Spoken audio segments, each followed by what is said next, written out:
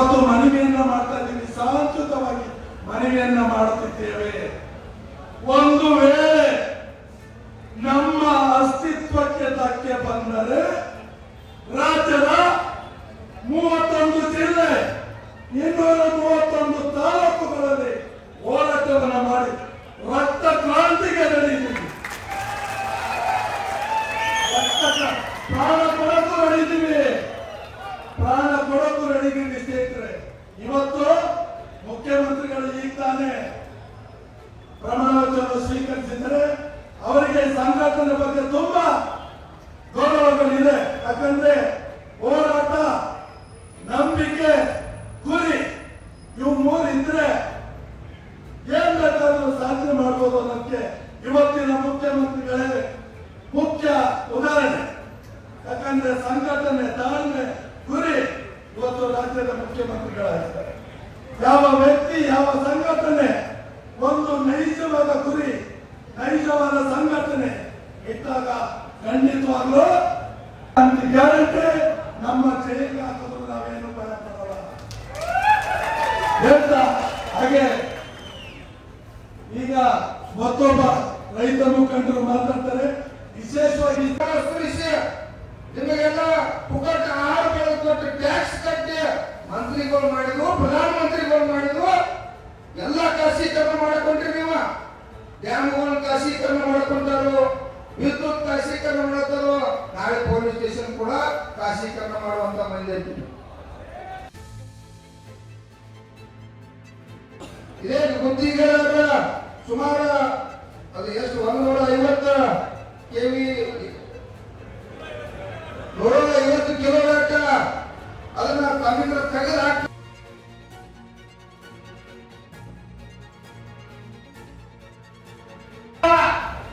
ನೇಮಕ ಮಾಡಿ ಹೋಗಲ್ಲ, ಡೈರೆಕ್ಟರ್ಸ್ ಏನು ಲೈಸೆನ್ಸ್ ಕೊಡಕತ್ತಾರ.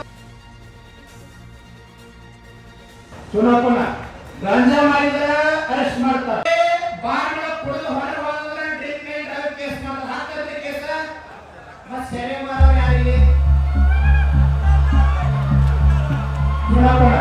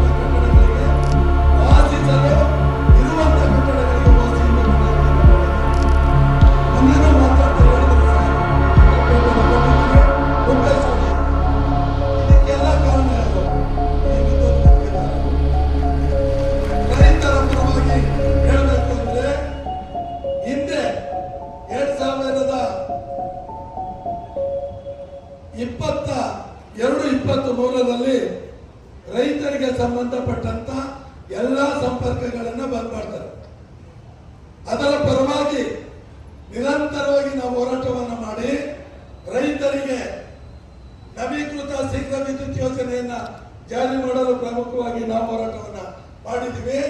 ರೈತ ಸೆಲ್ಫ್ ಎಕ್ಸಿಕ್ಯೂಷನ್ ಅಲ್ಲಿ ವರ್ಕ್ ಮಾಡಿದ್ರೆ ಸೂಪರ್ವಿಷನ್ ಚಾರ್ಜ್ ವಿನಾಯಿತಿ ಕೊಡಿ ಅಂತ ನಮ್ಮ ಮನವಿಗೆ ಸ್ಪಂದನೆ ಮಾಡಿ ಸರ್ಕಾರ ಅದನ್ನು ವಿನಾಯಿತಿಯನ್ನು ಕೊಟ್ಟಿದೆ.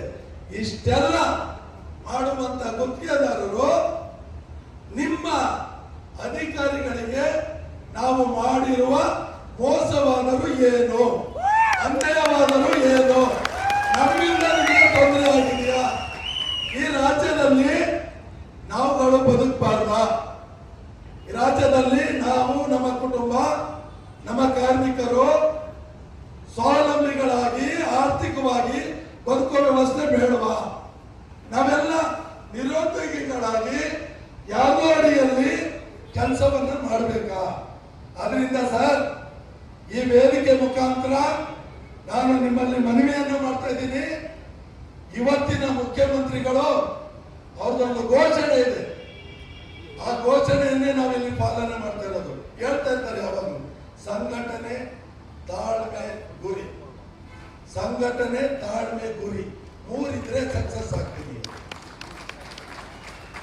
ಅದಕ್ಕೆ ಅವರೇ ಸಾಕ್ಷಿ. ಅಷ್ಟು ಅವರ ವೇದವಾಕ್ಯವನ್ನ ನಾವು ಸಂಘಟನೆ ತಾಳ್ಮೆ ಗುರಿ ಮೂರನ್ನ ಇಟ್ಟಿದ್ದೀವಿ. ನಮಗೆ ನಮ್ಮ ಅಸ್ತಿತ್ವಕ್ಕೆ ಧಕ್ಕೆ ಆದ್ರೆ ನಾವು ಎಲ್ಲಾ ತರದ ಹೋರಾಟಕ್ಕೂ ಬದ್ಧವಾಗಿದ್ದೀವಿ. ಈ ಹೋರಾಟದಲ್ಲಿ ಯಾಕಂದ್ರೆ ಮುಖ್ಯಮಂತ್ರಿಗಳು, ಇಂಧನ ಸಚಿವರು ನಮ್ಮ ಪರವಾಗಿ ಇರ್ತಾರೆ ಅಂತ ಅನ್ಕೊಂಡಿದ್ದೀನಿ. ಒಂದು ವೇಳೆ ನಮಗೆ ಸ್ಪಂದನೆ ಸಿಗದೆ ಬಂದು, ಈಗಾಗಲೇ ನಮ್ಮ ಅಧ್ಯಕ್ಷರು ಮಾತಾಡೋಕೆ ಹೇಳಿದ್ದಾರೆ, ಖಂಡಿತವಾಗ್ಲೂ ಈ ರಾಜ್ಯದಲ್ಲಿ ರಕ್ತ ಕ್ರಾಂತಿ ಹಾಗೆ ಆಗ್ತದೆ. ಹಲವಾರು ಜೀವಗಳು ಪ್ರಾಣ ಕೊಡೋದಕ್ಕೆ ರೆಡಿ ಇದೆ, ಹಲವಾರು ಜೀವಗಳು, ನಾನಂತೂ ರೆಡಿ ಇದ್ದೀನಿ. ಯಾಕೆಂದ್ರೆ ರಾಜ್ಯದ ಜನ ಪ್ರೀತಿಯಿಂದ, ಒಂದು ನಂಬಿಕೆಯಿಂದ ಇವತ್ತಿನ ವ್ಯವಸ್ಥೆಯಲ್ಲಿ ಒಬ್ಬ ದಕ್ಷ ಲೀಡರು ನಮ್ಮನ್ನ ಉದ್ದಾರ ಮಾಡ್ತಾರಂತೆ, ನಮ್ಮನ್ನ ಚುನಾಯಿತಿಗೊಳಿಸಿದ್ದಾರೆ. ಅವರ ಅಸ್ತಿತ್ವಕ್ಕೆ ಧಕ್ಕೆ ಬಂದ ಆ ಕ್ಷಣ ನಾವು ಬದುಕಿದ್ರು ಸತ್ತಂಗೆ,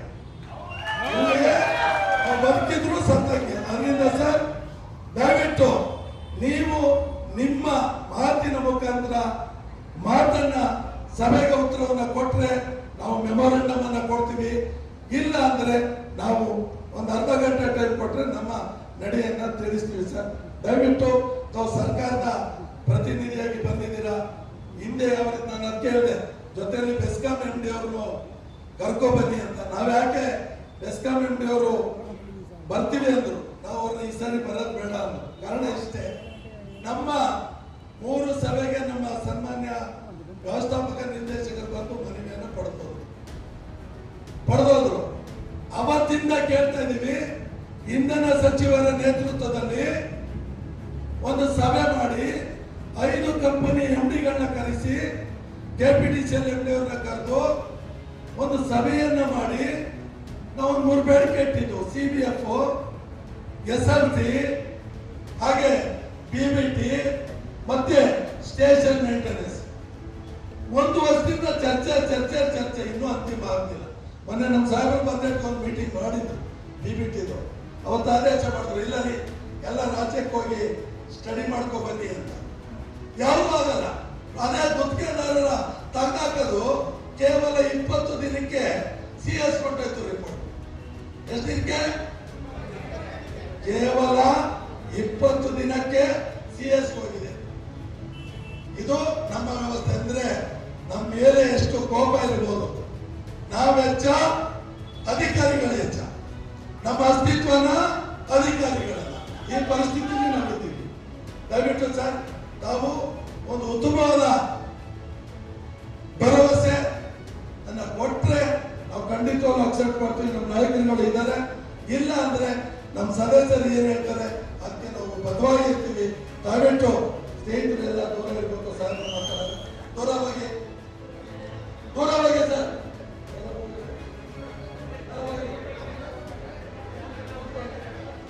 ನಮ್ಮ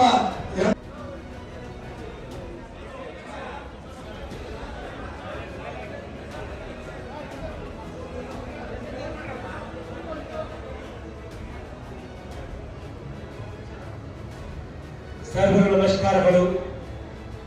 ಕರ್ನಾಟಕ ರಾಜ್ಯ ಅನುಮತಿ ಪಡೆದ ವಿದ್ಯುತ್ ಗುತ್ತಿಗೆದಾರರ ಸಂಘದ ಪರವಾಗಿ ಇವತ್ತು ಏನು ಫ್ರೀಡಂ ಪಾರ್ಕ್ನಲ್ಲಿ ತಾವು ಏನು ಪ್ರತಿಭಟನೆ ಮಾಡ್ತಿದ್ದೀರಾ, ಈ ಒಂದು ಪ್ರತಿಭಟನೆ ಸಮಯಕ್ಕೆ ಶ್ರೀ ರಮೇಶ್ ಅವರು ರಾಜ್ಯಾಧ್ಯಕ್ಷರು ಅವರ ಮತ್ತು ಅವರ ತಂಡದವರ ಒಂದು ಸಮ್ಮುಖದಲ್ಲಿ ನಾವೆಲ್ಲರೂ ಕೂಡ ಈ ಒಂದು ಪ್ರತಿಭಟನೆ ಮಾಡ್ತಾ ಇದ್ದೀರಾ. ಕರ್ನಾಟಕ ಸರ್ಕಾರದ ಪರವಾಗಿ ತಮ್ಮ ಮನವಿಯನ್ನು ಇವತ್ತು ಸ್ವೀಕಾರ ಮಾಡಲಿಕ್ಕೆ ಬಂದಿದ್ದೇವೆ. ಈಗಾಗಲೇ ನಿಮ್ಮ ರಾಜ್ಯ ಅಧ್ಯಕ್ಷರು ಮಾತಾಡುವಾಗ ಹಲವಾರು ವಿಷಯಗಳನ್ನು ಮಾತಾಡಿದ್ದಾರೆ. ಆ ವಿಷಯಗಳ ಬಗ್ಗೆ ಖಂಡಿತ ನಾವು ಪರಿಗಣಿಸಬೇಕಾಗುತ್ತದೆ. ಆದರೆ ಆ ಪರಿಗಣಿಸುವ ವ್ಯಾಪ್ತಿ ಈ ಒಂದು ವೇದಿಕೆ ಅಲ್ಲ ಅಂತ ಹೇಳಲಿಕ್ಕೆ ನಾನು ಬಯಸ್ತಾ ಇದ್ದೀನಿ. ಹಾಗಾಗಿ ಮಾನ್ಯ ಅಧ್ಯಕ್ಷರುಗಳಿಗೆ ಮತ್ತು ಅವರ ಪದಾಧಿಕಾರಿಗಳಿಗೆ ಈ ಒಂದು ಸಂದರ್ಭದಲ್ಲಿ ತಮ್ಮೆಲ್ಲರನ್ನು ಕೂಡ ಕರೆದು ಮಾನ್ಯ ಇಂಧನ ಸಚಿವರ ಸಮ್ಮುಖದಲ್ಲಿ ಸಭೆಯನ್ನು ಮಾಡಿ ಕೂಡಲೇ ಚರ್ಚೆ ಮಾಡಿ ಈ ವಿಷಯ ಬಗ್ಗೆ ತೀರ್ಮಾನ ಮಾಡ್ತೀವಿ ಅಂತ ಭರವಸೆಯನ್ನು ಕೊಡಲಿಕ್ಕೆ ನಾನು ಬಯಸ್ತಾ ಇದ್ದೀನಿ.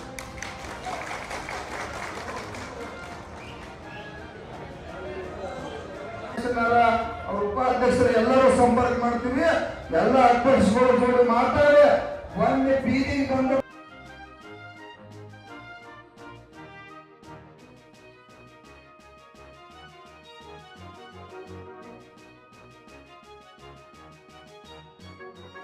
ಹೋಗ್ಬೇಕ್ರಿ ಸಚಿವರು ಅಂತ ಹೇಳ್ರಿ. ಚಾರ್ಜ್ ಅವ್ರಿಗೆ ಒಂದ್ ಸ್ವಲ್ಪ ಚಾರ್ಜ್ ಮಾಡ್ರಿ, ಗಟ್ಟಿತನದಿಂದ ಮಾಡ್ರಿ. ಆಗಲಿಲ್ಲ ಅಂದ್ರ ಗುರ್ಲಾಪುರದ ಜೋಡಿ ಎತ್ತ ಚುಣಪ್ಪ ಪೂಜಾರಿ ಶಶಿಕಾಂತ್ ಗುರುಜಿ ನಿಂತಾರ. ಎಲ್ಲಾ ನ್ಯಾಷನಲ್ ಹೈವೇ ಬಂದ್ ಆಗ್ತದ, ಕೆಬಿ ಚಾವಿ ಹಾಕ್ತಾರ. ಅದು ಆಗಲಿಲ್ಲ ಮುಂದೆ ಬೇರೆ ಬೇರೆ ಅಂತ ಗಟ್ಟಿ ಒಳಗೆ ಹೇಳ್ರಿ. ನಿಮ್ ಜೊತೆ ನಾವು ಇರ್ತೀವಿ ಅಂತ ಮಾತು ಕೊಟ್ಟು ಎಲ್ಲರಿಗೂ ಶುಭವಾಗಲಿ. ಧನ್ಯವಾದ. ನೀವು ಮಾತಾಡಿದ್ರೆ ರೈತರು ಹಿತಾಸಕ್ತಿಗೆ ನೀವು ಗುತ್ತಿಗೆದಾರ ಒಂದಾಗಬೇಕು, ನೀವು ಜೊತೆಗೆ ಬರಬೇಕು ಅಂತ ಒಂದು ತಿಳ್ಕೊಳ್ಳಿ ಸರ್. ನಾವು ಗುತ್ತಿಗೆದಾರ ಆಗೋಕ್ಕಿಂತ ಮುಂಚೆ ನಾವೆಲ್ಲರೂ ರೈತರೇ ಸರ್. ಇಲ್ಲಿರೋರು ಎಲ್ಲರೂ ರೈತರ ಮಕ್ಕಳೇ ಸರ್. ರೈತರಿಂದನೇ ನಾವು ಹುಟ್ಕೊಂಡಿರೋದು.